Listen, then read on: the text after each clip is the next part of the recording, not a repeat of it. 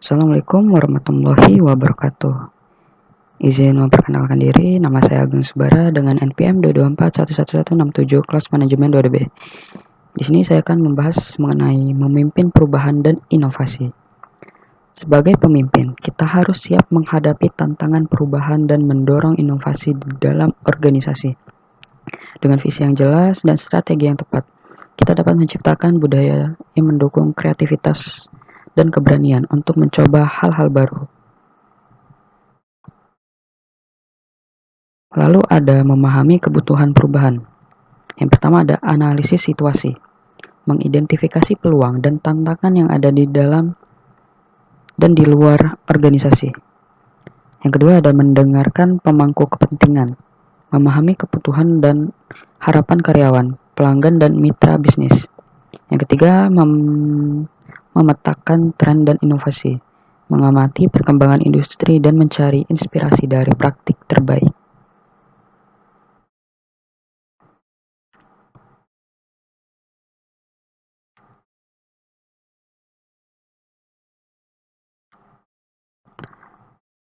Lalu membangun visi dan strategi inovatif.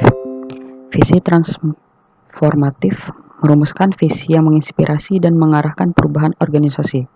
Strategi inovatif mengembangkan rencana strategi yang akan menggerakkan inovasi dan perbaikan berkelanjutan.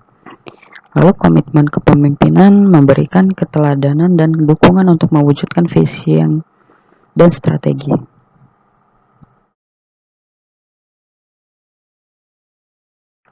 Lalu mengembangkan budaya inovasi. Yang pertama, kolaborasi, mendorong kerjasama lintas fungsi dan berbagai pengetahuan. Yang kedua, pengambilan risiko, menciptakan lingkungan yang aman untuk bereksperimen dan berinovasi. Yang ketiga, pembelajaran, mempromosikan budaya belajar dari kesalahan dan terus-menerus berkembang. Lalu yang keempat ada pengakuan, menghargai dan merayakan ide-ide baru serta keberhasilan inovasi. Selanjutnya ada mengelola resistensi terhadap perubahan. Komunikasi yang efektif menjelaskan alasan dan manfaat perubahan secara jelas dan transparan. Lalu yang kedua melibatkan karyawan, mendorong partisipasi dan masukan dari karyawan dalam proses perubahan.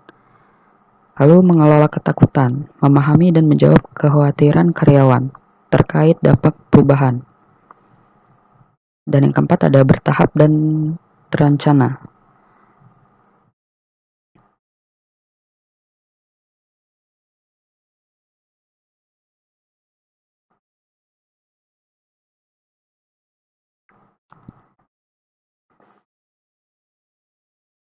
Selanjutnya ada membangun visi dan strategi inovatif.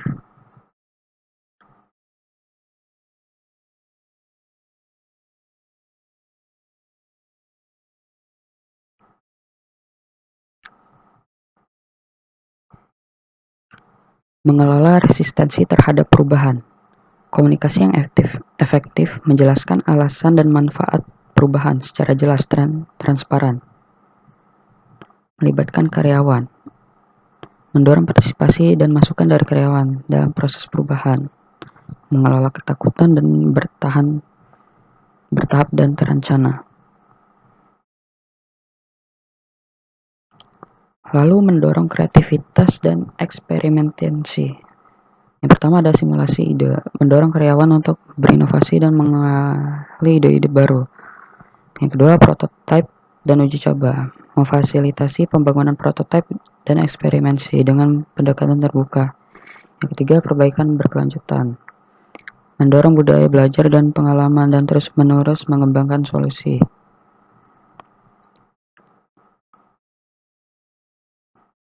Jadi kesimpulannya adalah memimpin perubahan dan inovasi membutuhkan ketekunan, keterlibatan, dan kepemimpinan yang kuat. Dengan memahami kebutuhan perubahan, membangun visi dan strategi inovatif, serta mengembangkan budaya yang mendukung, organisasi dapat berhasil menghadapi tantangan dan mencapai pertumbuhan yang berkelanjutan. Itu saja yang bisa saya sampaikan. Saya akhiri. Wassalamualaikum warahmatullahi wabarakatuh.